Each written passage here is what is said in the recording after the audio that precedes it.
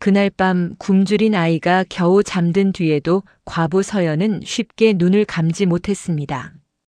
방 안은 조용했지만 조용하다는 말로는 다 담을 수 없는 무거운 기운이 집 전체를 누르고 있었습니다. 작은 등잔불은 몇 번이나 흔들리다 꺼질 듯 했고 부엌 한켠의 쌀독은 뚜껑을 닫아 두었는데도 텅 빈 속을 드러내는 것처럼 서늘했습니다. 서연은 잠든 아이 민재의 마른 볼을 오래 바라보았습니다.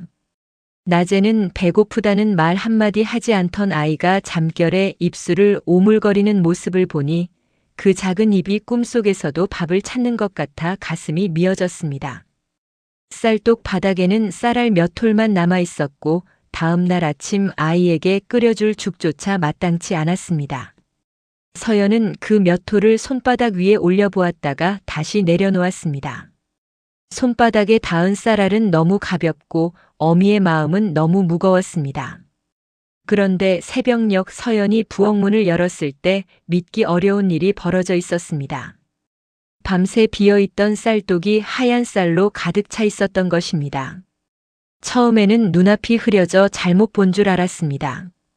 서연은 뚜껑을 다시 덮었다가 떨리는 손으로 다시 열었습니다.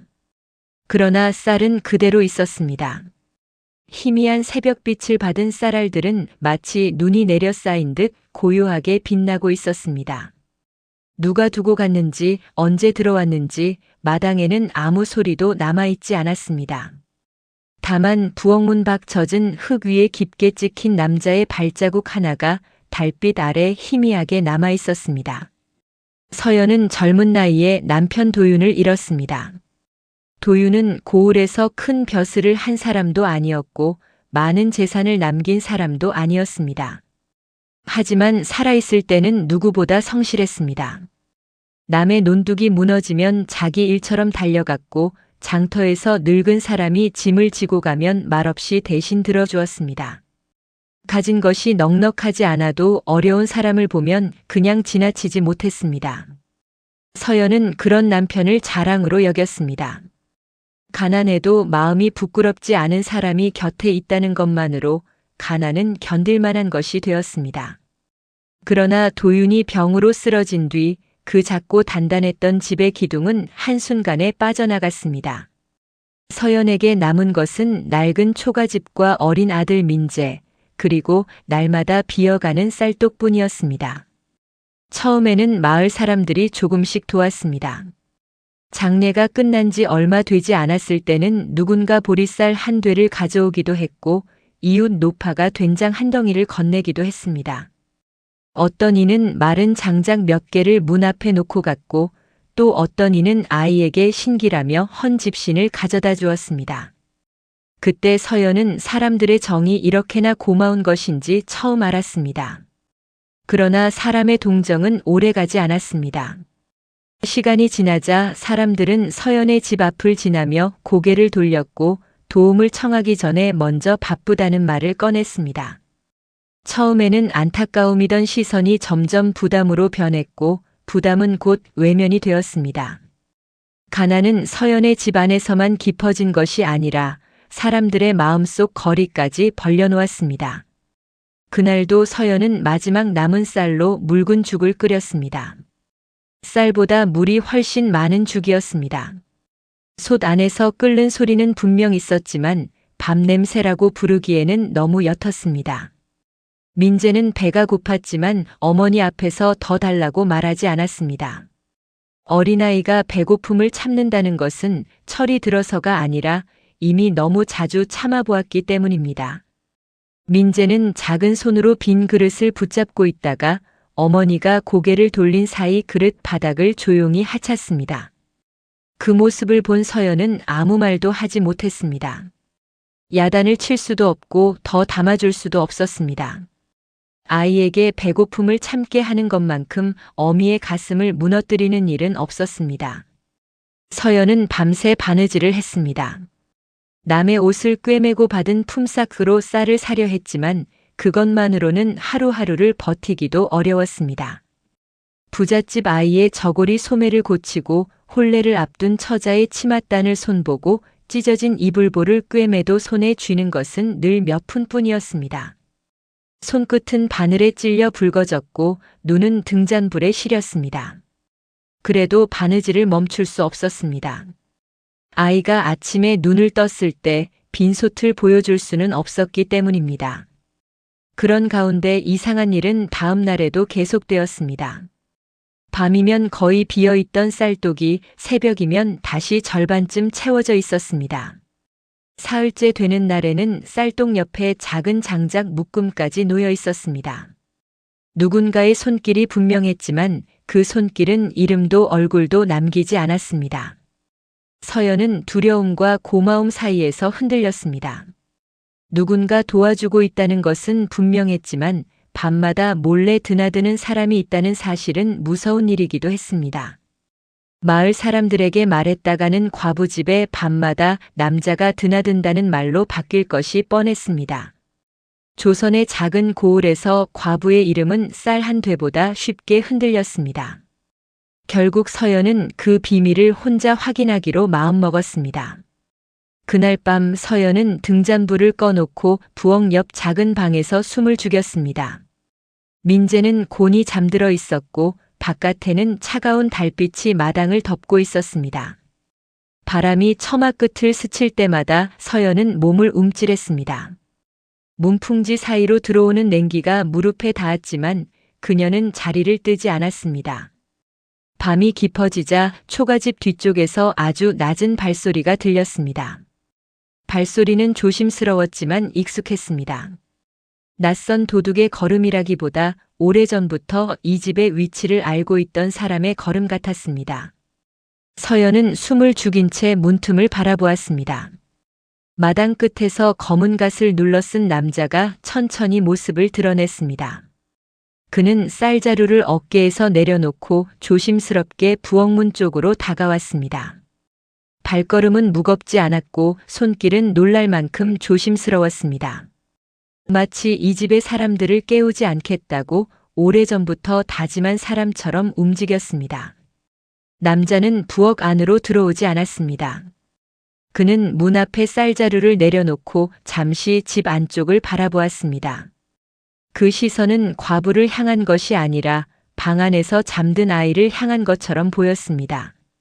서연은 그 눈빛을 보려 했지만 달빛이 갓그림자에 가려 얼굴은 보이지 않았습니다. 다만 남자의 손등에 오래된 상처 하나가 희미하게 보였습니다. 다음 날 서연은 우물가에서 사람들의 말을 들었습니다. 누군가는 과부집에 밤마다 귀신이 든다고 했고 누군가는 죽은 남편이 홀령이 되어 쌀을 가져다 주는 것이라 했습니다. 또 어떤 이는 더 나쁜 말을 꺼냈습니다. 과부집에 밤마다 누군가 드나든다면 그 일이 좋은 뜻일 리 없다고 수군거렸습니다. 서연은 아무 말도 하지 않았습니다. 도움은 생명을 살리고 있었지만 소문은 그 생명을 다시 짓밟을 수도 있었습니다. 며칠 뒤 최참봉이 서연의 집 앞을 지나가다 열린 쌀독을 보았습니다. 그는 가난한 과부가 어디서 그렇게 쌀을 구했는지 의심스러운 눈으로 바라보았습니다. 그의 눈빛은 도움을 주려는 눈빛이 아니었습니다. 누군가의 불행을 이용해 자신의 의심을 키우는 사람의 눈빛이었습니다. 그날부터 마을의 소문은 더 거칠어졌습니다. 서연은 쌀을 먹으면서도 마음이 편치 않았습니다. 아이가 따뜻한 밥을 먹는 모습을 보면 눈물이 났지만 그 쌀의 주인이 누구인지 모른다는 사실이 밤마다 그녀를 깨웠습니다. 그래서 그녀는 남자가 남긴 발자국을 살피고 쌀자루의 매듭을 기억하고 부엌 앞에 떨어진 작은 지푸라기까지 모아두었습니다. 무엇이든 단서가 될 수 있었습니다. 그러던 어느 밤 서연은 쌀독 옆에서 낡은 천 조각 하나를 발견했습니다. 그 천은 죽은 남편 도윤이 자주 입던 낡은 저고리의 안감과 비슷했습니다. 서연은 가슴이 내려앉는 듯 했습니다. 밤마다 쌀을 두고 가는 남자가 남편과 아무 관계 없는 사람은 아닐지도 모른다는 생각이 들었습니다.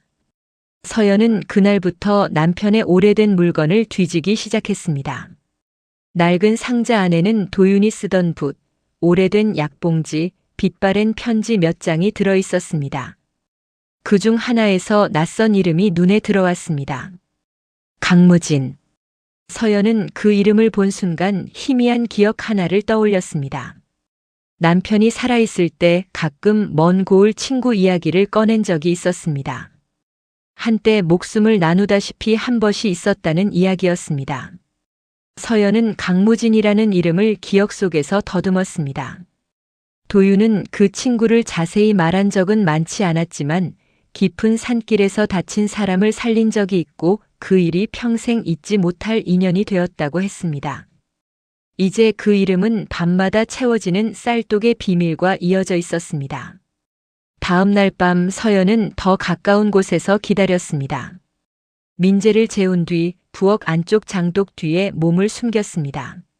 한참 뒤 다시 그 발소리가 들렸습니다. 검은 갓의 남자는 이번에도 쌀자루를 들고 왔습니다. 그는 마당을 가로질러 부엌 앞에 섰고 잠시 집 안을 향해 고개를 숙였습니다. 그 모습은 마치 살아있는 사람에게 하는 인사가 아니라 죽은 벗에게 지키는 예처럼 보였습니다. 서연은 남자가 돌아서려는 순간 조용히 문을 열었습니다. 남자는 놀라 멈췄지만 달아나지는 않았습니다. 달빛 아래 드러난 얼굴은 낯설었지만 눈빛은 이상할 만큼 익숙했습니다. 오래 참고 오래 숨기고 오래 지킨 사람의 눈빛이었습니다. 서연은 그가 강무진임을 직감했습니다. 강무진은 부유한 사람이 아니었습니다. 그의 옷자락도 닳아 있었고 손등에는 오래된 흉터가 있었습니다. 그러나 그가 가져온 쌀은 늘 깨끗했고 장작은 잘 말라 있었습니다. 서연은 그가 남는 것을 나누는 사람이 아니라 자신의 몫을 덜어내어 보내는 사람임을 알 수 있었습니다.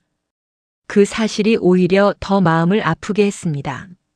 무진의 과거는 도윤의 마지막 편지에서 드러났습니다. 젊은 시절 무진은 억울한 누명을 쓰고 관아에 끌려갈 뻔한 적이 있었습니다. 장터에서 물건이 사라졌고 가난한 떠돌이 장사꾼이던 무진에게 의심이 쏠렸습니다. 사람들은 증거보다 소문을 먼저 믿었고 무진은 변명할 틈도 없이 죄인처럼 몰렸습니다. 그때 도윤은 자신의 위험을 무릅쓰고 진실을 밝혀 무진의 목숨을 구했습니다. 무진은 그 은혜를 갚겠다고 했지만 도윤은 친구 사이에 그런 말을 남기지 말라며 웃었습니다. 대신 자신에게 무슨 일이 생기면 남은 가족이 굶지 않게만 해달라는 부탁을 조용히 남겼습니다. 그 약속은 술자리의 가벼운 말이 아니었습니다. 도윤은 자신의 병세가 오래 버티지 못할 것을 어느 정도 알고 있었던 듯 했습니다. 무진은 멀리 장사길을 떠났다가 돌아왔을 때 이미 친구의 장례가 끝난 뒤였습니다. 그는 서연의 집 문 앞까지 왔지만 과부의 이름에 흠이 생길까 두려워 모습을 드러내지 못했습니다. 그래서 밤을 택했습니다. 아무도 보지 않는 시간에 쌀을 두고 가고 아무것도 바라지 않는 방식으로 약속을 지킨 것입니다. 서연은 무진의 마음을 알게 되었지만 기쁨보다 미안함이 컸습니다. 그는 10년 가까이 자신의 삶을 줄여 이 집의 쌀독을 채우고 있었습니다. 때로는 장사를 마치고 돌아오는 길에 가장 먼저 서연의 집을 들렀고 때로는 자신이 굶어도 아이의 쌀은 끊지 않았습니다.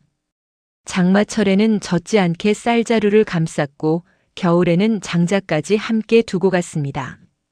민재가 아팠던 해에는 약재 한 묶음이 문 앞에 놓여 있기도 했습니다. 서연은 그 많은 새벽들 뒤에 늘 같은 사람이 있었다는 사실을 이제야 알게 되었습니다. 그러나 세상은 조용한 선행을 그냥 두지 않았습니다. 최참봉은 밤에 과부집 근처를 맴돌던 남자를 보았다는 말을 퍼뜨리기 시작했습니다. 우물가의 속삭임은 점점 더 거칠어졌고 장터의 웃음소리에는 서연의 이름이 섞였습니다. 사람들은 도움을 받은 과부를 걱정하기보다 그 도움을 의심하는데 더 열심이었습니다. 무진이 지키려 했던 과부의 명예가 바로 그 조용한 도움 때문에 위태로워지고 있었습니다. 서연은 더 이상 숨기지 않기로 했습니다. 침묵은 아이를 살렸지만 이제는 그 침묵이 은인의 뜻마저 더럽힐 수 있었습니다. 그녀는 남편의 낡은 편지와 쌀자루를 묶던 천조각, 무진이 놓고 간 쌀 한 되를 챙겨 마을 어른들 앞에 섰습니다. 큰 소리로 누군가를 탓하지 않았습니다. 다만 오래 지켜진 약속의 흔적을 조용히 보여주었습니다. 처음에는 마을 사람들이 믿지 않았습니다. 밤마다 쌀을 놓고 간 남자가 과부를 해치려 한 사람이 아니라 죽은 남편의 친구였다는 사실은 너무 뜻밖이었습니다. 하지만 도윤의 편지와 무진의 흉터 그리고 오래전 사건을 기억하는 늙은 나그네의 증언이 이어지자 사람들의 표정은 달라졌습니다. 잊힌 줄 알았던 은혜가 다시 사람들 앞에 모습을 드러낸 것입니다. 소문은 부끄러움으로 바뀌었고 의심은 고개 숙임으로 변했습니다. 사람들은 자신들이 과부의 집에 쌀 한 줌 보태지 않고도 가장 먼저 의심했다는 사실을 깨달았습니다. 최참봉은 사람들 앞에서 고개를 들지 못했습니다. 그는 한 번도 쌀 한 줌 내어준 적 없으면서 가장 먼저 의심하고 가장 크게 소문을 냈습니다.